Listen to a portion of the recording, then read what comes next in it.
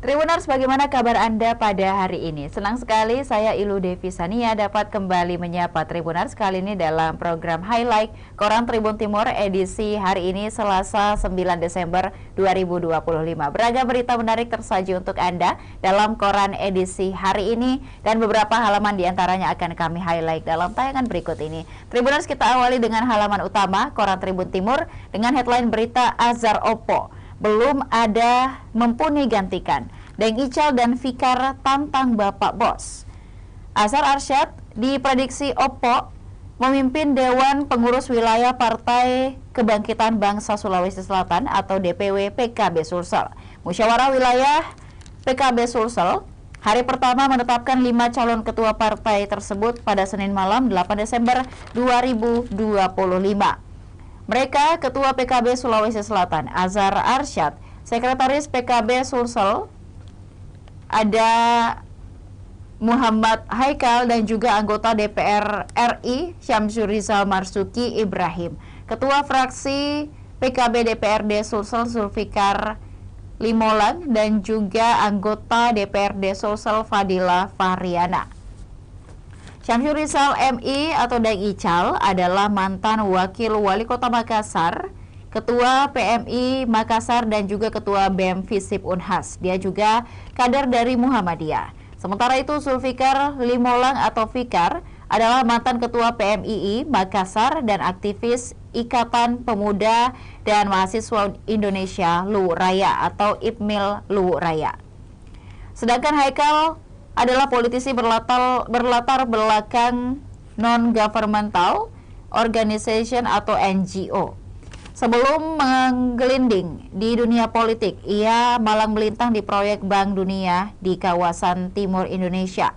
Muswil ini ibarat tiba di dermaga. Inilah saatnya kita mengukuhkan siapapun yang terpilih menjadi ketua. Urusan terpilih, urusan DPP dan DPC bukan urusan DPW, kata Azhar pada Senin 8 Desember 2025. Bapak Bos sapaan akrab Azhar Arsyad memimpin DPW PKB Sulsel periode 2021-2026. Ini adalah periode keduanya. Ia terpilih aklamasi pada Muswil PKB Sulawesi Selatan di Hotel Claro, Jalan AP Veterani Makassar, pada waktu itu Sabtu 16 Januari 2021 silam. Kini Bapak Bos maju lagi setelah mendapat dukungan mayoritas dari DPC PKB Kabupaten Kota. Muswil ke-6 PKB Sulawesi Selatan akan digelar 2 hari di Hotel Arya Duta Jalan Somba Opu, Makassar pada Senin hingga Selasa 8 hingga hari ini 9 Desember 2025. Jika terpilih lagi, Bapak Bos dipastikan hat-trick memimpin PKB Sulsel. Azhar juga mencatatkan namanya sebagai ketua partai politik level provinsi terlama di Sulawesi Selatan.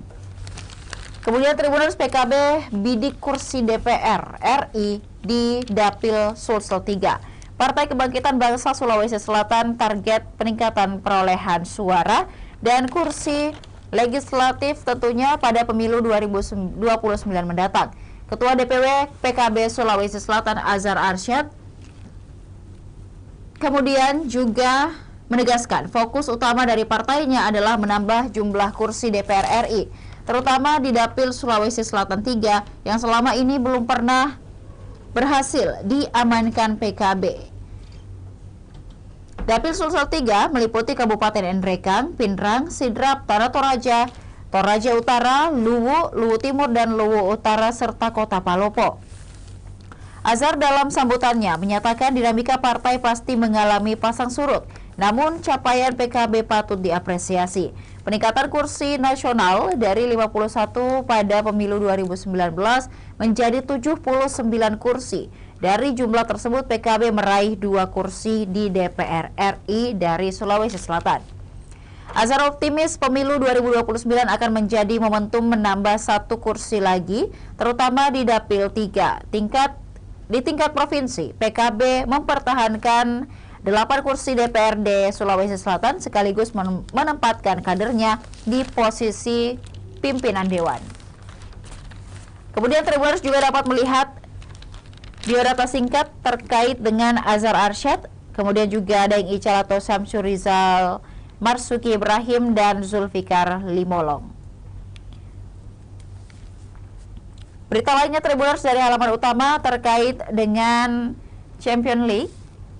Pertandingan antara Lautaro Martinez dan juga Mohamed Salah dalam memimpin klubnya masing-masing. Inter Milan versus Liverpool, Liga Champions laga ke-6 yang berlangsung di Stadion San Siro Milan pada Rabu mendatang pukul 3 waktu Indonesia Barat. Puncak konflik Mohamed Salah yang terjadi nantinya akan berlawanan ataupun juga berhadapan dengan Lautaro Martinez. Liverpool sedang tidak baik-baik saja menjelang laga hidup mati di Liga Champions melawan Inter Milan. Krisis internal Liverpool mencapai titik didih. Mohamed Salah tepat berada di pusat pusaran kontroversi. Inter akan menjamu Liverpool di fase Liga pada laga ke-6 Liga Champions di Stadion San Siro Milan pada Rabu 10 Desember 2025 pukul 3 waktu Indonesia Barat. Laga ini menjanjikan lebih dari sekadar duel taktik. Ini adalah panggung bagi drama internal Liverpool yang mencapai klimaksnya dengan Mohamed Salah sebagai sorotan utama. Saat Inter menyambut The Reds, suasana di tim tamu sedang memanas akibat perselisihan internal antara mega bintang mereka, Salah dengan manajer Arne Slot. Inter Milan memasuki pertandingan ini dengan kepala tegak. Pasukan yang dilatih oleh Christian Chivu sedang menggila di Serie A. Baru saja menghancurkan Como 4-0 dan hanya terpaut 1 poin dengan Napoli yang ada di puncak klasemen. Performa impresif mereka ditandai dengan gol-gol dari Lautaro Martinez, Marcus Thuram dan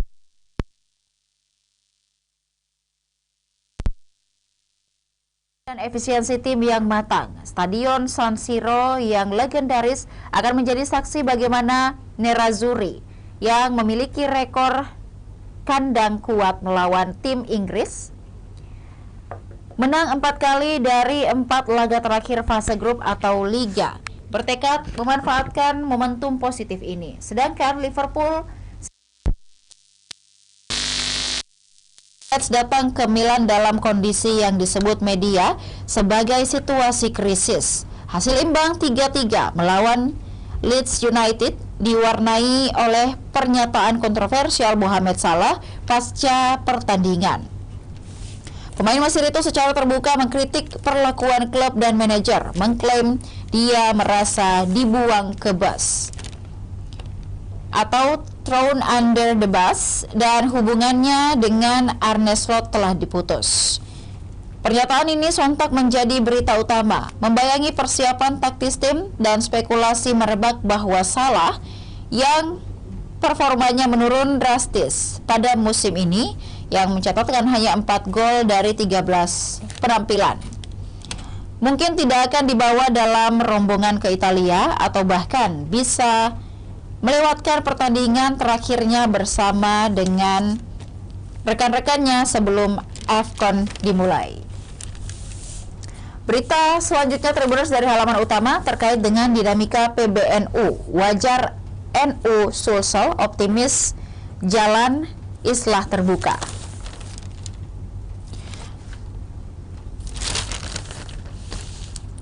Ketua Tanfidziyah PCNU Makassar Dr. Usman Sofyan menegaskan pentingnya merinci isi himbauan yang telah dikeluarkan sekaligus menyampaikan perkembangan terbaru internal organisasi.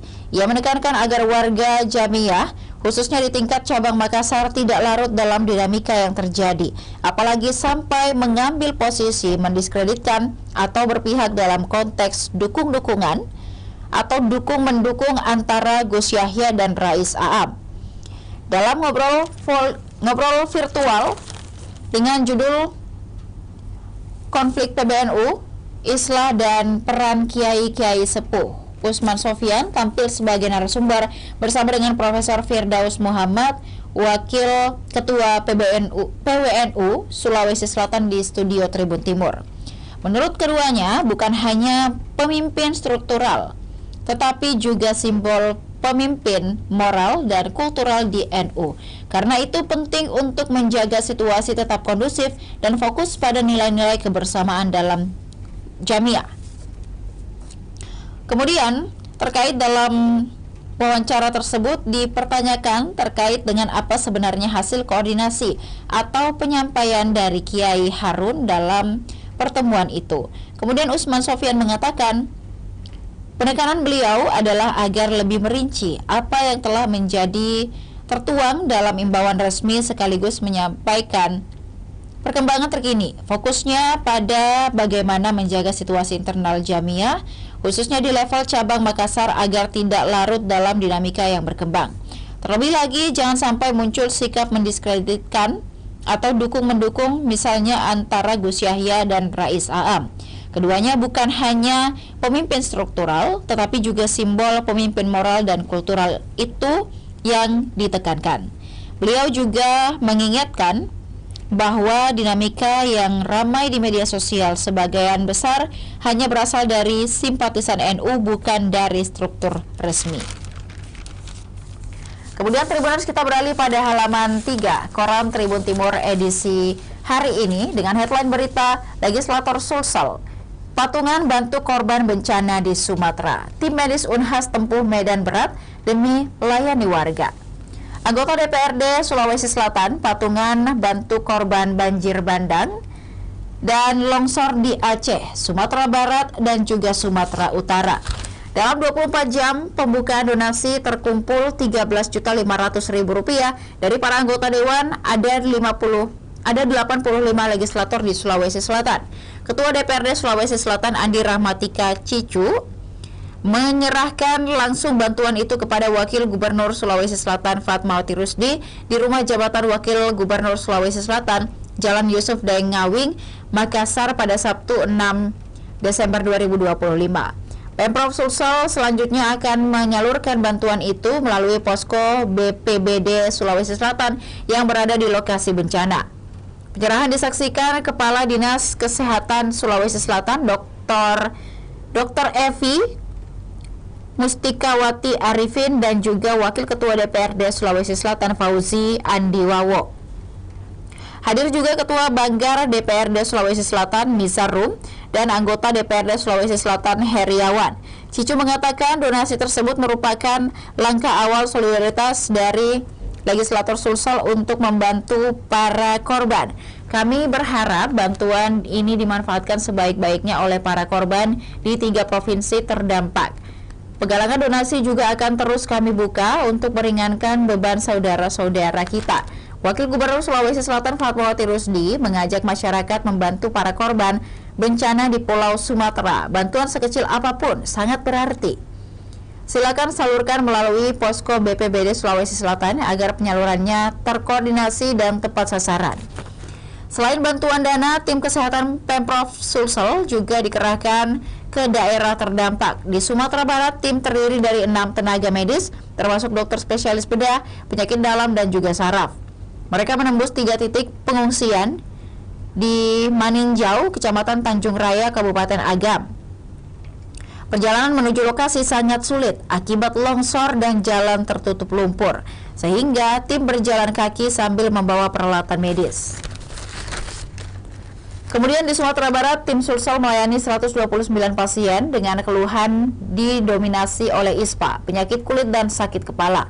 Mereka juga melakukan bedah minor seperti drainase abses dan ekstraksi kuku yang terinfeksi. Di Sumatera Utara, tim beranggotakan 5 orang, termasuk spesialis bedah vaskular dan anestesi. Mereka memberikan layanan di posko Kecamatan Hinai. Kondisi jalan yang masih tergenang banjir membuat mobilisasi terhambat. 102 pasien ditangani di wilayah ini, mulai dari ISPA, febris, kemudian juga dispepsia hingga low back pain. Tindakan bedah minor merupakan debridement juga dilakukan di lokasi pengungsian. Tim dikirim ke Aceh juga bekerja aktif di 3 wilayah bencana. Mereka berkolaborasi dengan tim Unhas untuk melakukan operasi ortopedi bagi korban yang membutuhkan tindakan bedah. Hingga kini, layanan telah diberikan kepada 38 pasien anak, 104 pasien dewasa, dan 3 pasien trauma yang direncanakan menjalani operasi ortopedi. Kemudian Tribuners, Bupati Luwu kumpul 152 juta untuk korban banjir. Bupati Luwu Patahuding kumpulkan donasi 152 juta untuk korban banjir bandang di Aceh, Sumatera Utara, dan Sumatera Barat. Penggalangan dana berlangsung spontan di Warkop Topoka, Kota Belopa pada Senin 8 Desember 2025. Aksi ini dilakukan saat Patahuding menyempatkan diri ngopi bersama sejumlah kepala organisasi perangkat daerah atau OPD Luwu. Di tengah pertemuan santai itu, ia mengajak semua hadir untuk peduli terhadap bencana yang terjadi di Sumatera. Dalam kesempatan itu, Patahuding memulai penggalangan dana dengan menyumbangkan 20 juta rupiah dari uang pribadinya.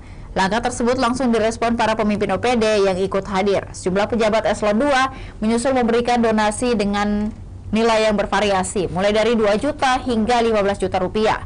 Ajakan itu juga diikuti oleh pemilik warkop dan beberapa pengunjung yang kebetulan berada di lokasi. Kurang dari 30 menit total dana yang terkumpul mencapai 152 juta rupiah. Jumlah tersebut terus bertambah seiring laporan donasi tambahan dari beberapa dinas yang menyusul kemudian. Patahuding menyampaikan terima kasih atas kepedulian para pejabat dan masyarakat yang ikut berdonasi. Ia menyebutkan bahwa aksi tersebut murni didasari rasa kemanusiaan untuk membantu warga yang terdampak bencana. Berita lainnya, Tribuners, dari halaman utama Koran Tribun Timur terkait dengan poros Sinjai Goa dipenuhi lubang. Jalan poros Sinjai hingga Malino Goa semakin memprihatinkan. Sejumlah titik dipenuhi lubang besar, membahayakan pengendara. Kerusakan mulai dari Desa Arabika, Kecamatan Sinjai Barat, hingga Desa Gantarang dan Desa Kompang Sinjai Tengah. Lubang dengan kedalaman hingga 25 cm tersebut membuat kendaraan melaju pelan. Pengendara harus berhati-hati. Saat musim hujan, jalan berubah menjadi kubangan yang menutupi permukaan jalan sehingga licin dan sulit dilalui. Warga mengaku sering mengalami insiden di jalur tersebut. Kemarin saya kecelakaan di sini karena jalannya licin, kata Arman, warga Sinjai Barat pada Senin 8 Desember 2025. Ia berharap pemerintah segera memperbaiki jalan provinsi itu. Semoga cepat diperbaiki, ujarnya.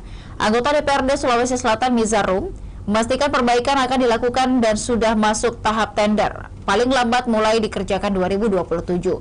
Ketua DPD Partai Nasdem yang berlokasi di Sinjai tersebut menyatakan anggaran perbaikan jalan itu mencapai 24,9 miliar rupiah. Berita lainnya, Tribuners, dari halaman 3 terkait dengan 32 cabur Maros lolos ke Porprov 2026. 32 cabang olahraga Maros dipastikan lolos ke Pekan Olahraga Provinsi Sulawesi Selatan 2026.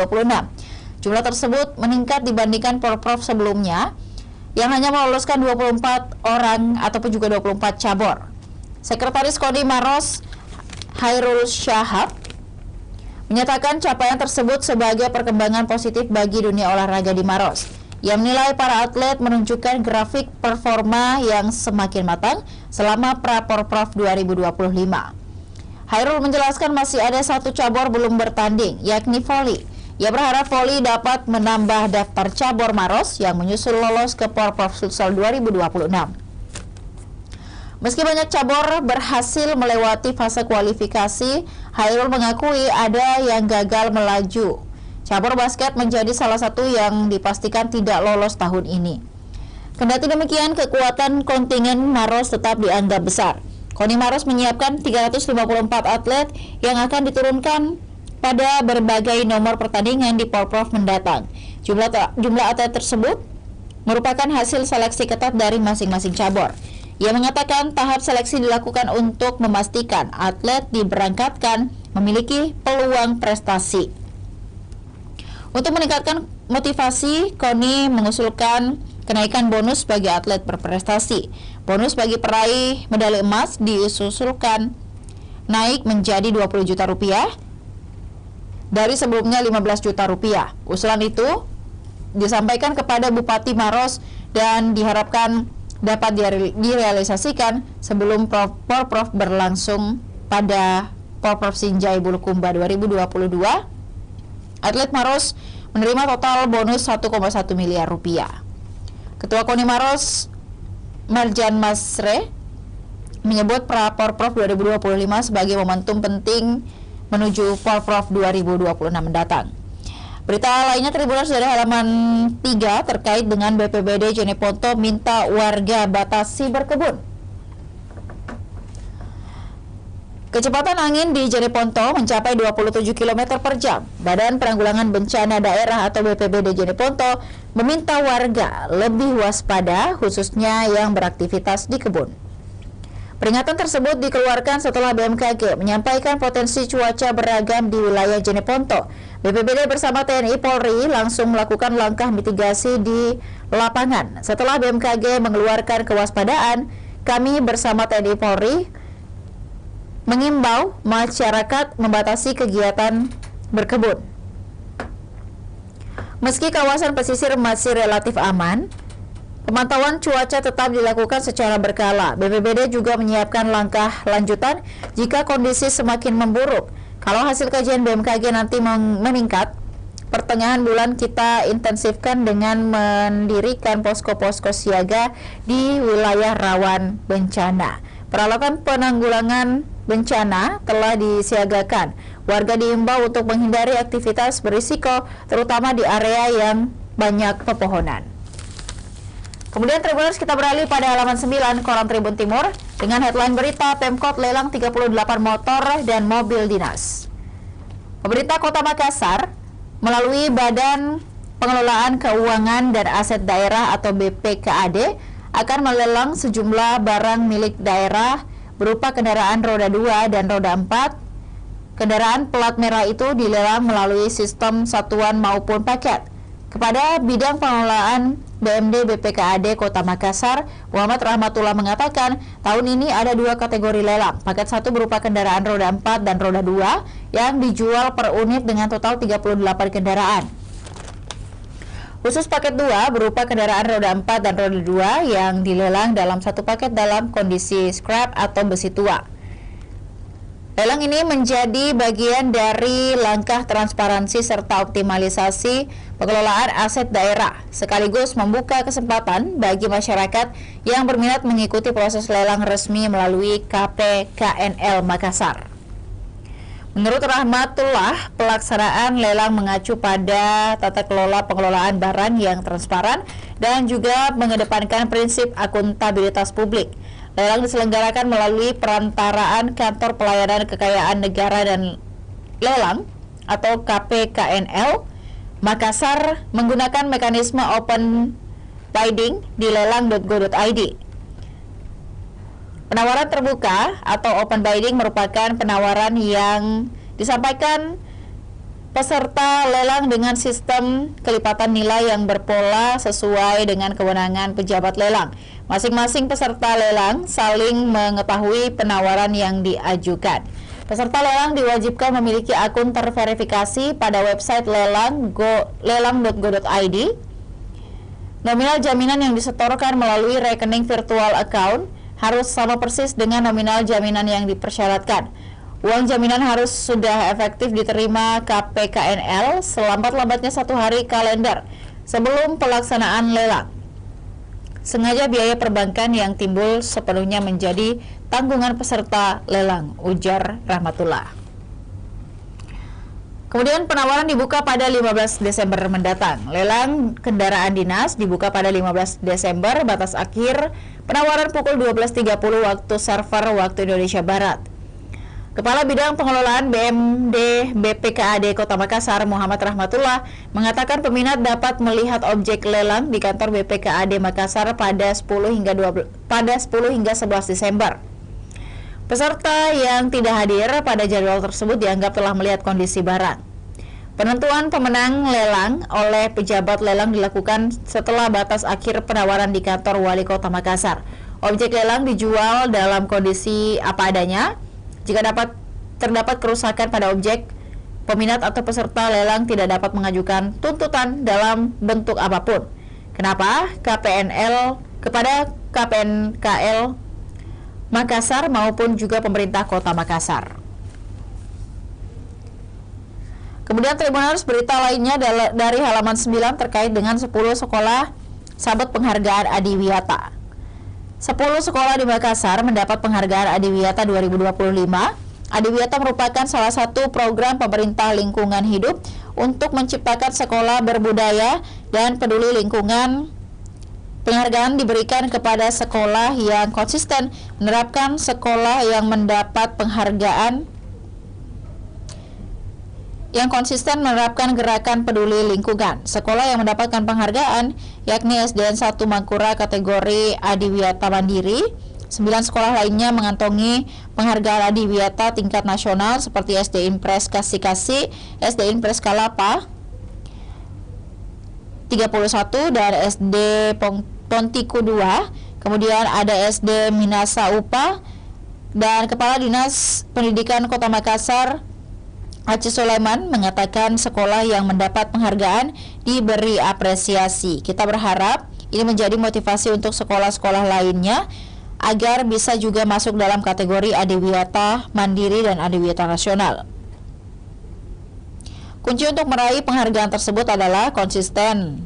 Sekolah harus menunjukkan program lingkungan yang telah dijalankan secara konsisten dan juga berkesinambungan, termasuk penerapan reuse dan recycle di sekolah, kemudian pengelolaan daur ulang secara konsisten, serta berbagai kegiatan penghijauan juga menjadi indikator penilaian penting.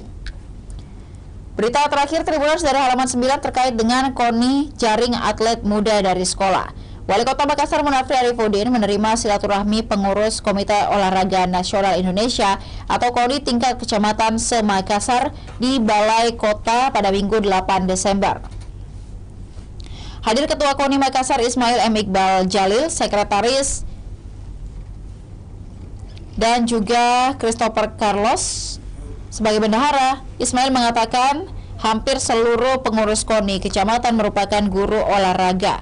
Itu menjadi kekuatan strategis dalam proses pembinaan atlet sejak dini. Saat ini, pembinaan KONI sudah mulai menyasar sekolah-sekolah. Kolaborasi pengurus KONI kecamatan berhasil mendata banyak talenta yang sebelumnya tidak terdeteksi dan akhirnya mendapatkan ruang. Dan beberapa diantaranya adalah sudah menorehkan prestasi, ujar Ismail. Dan Tribuners, masih ada beragam berita menarik tersaji untuk Anda dalam koran Tribun Timur edisi hari ini. Bagi Tribuners yang tertarik untuk membaca secara keseluruhan, dapatkan koran Tribun Timur di agen-agen terdekat. Dan untuk berlangganan 1 bulan Rp80.000 dan juga 1 tahun Rp1.000.000, Tribuners dapat menghubungi hotline subscriber di bawah ini dengan nomor 0411-811-5500 ataupun juga WhatsApp di Tribun Family Card dengan nomor 081-1314-5555. Demikian highlight koran Tribun Timur edisi hari ini. Jangan lupa juga saksikan beragam berita dan program menarik lainnya hanya di kanal YouTube dan Facebook Tribun Timur, mata lokal menjangkau Indonesia. Saya Ilu Devisania beserta seluruh kerabat kerja pamit undur diri. Terima kasih dan sampai jumpa.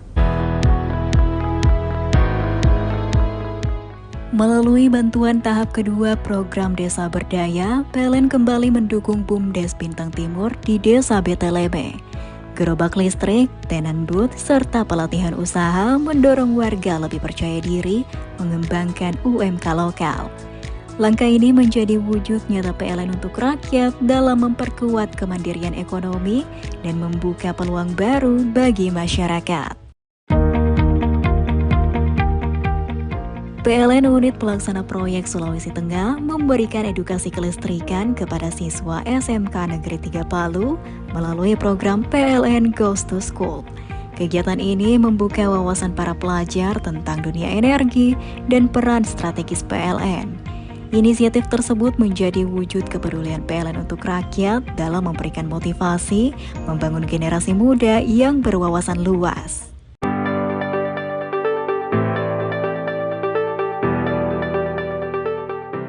Melalui dukungan Srikandicare, bantuan peralatan kesehatan bagi Posyandu 1 Kantisang Makassar telah disalurkan dalam upaya memperkuat pencegahan stunting dan meningkatkan mutu pelayanan. Puluhan warga dari anak-anak hingga lansia kini merasakan manfaat dari komitmen PLN untuk rakyat dalam mendukung kesehatan masyarakat. PT PLN Persero Unit Induk Pembangunan Sulawesi memberikan bantuan berupa penanaman pohon di hutan Hulawa sebagai langkah nyata menjaga kelestarian alam. Kawasan yang dulu gersang kini mulai kembali hidup melalui kolaborasi PLN, pemerintah daerah, dan masyarakat. Inisiatif ini menjadi wujud nyata kontribusi PLN untuk rakyat guna mewariskan lingkungan yang lebih baik bagi generasi mendatang. Download Tribun X sekarang. Menghadirkan lokal menjadi Indonesia.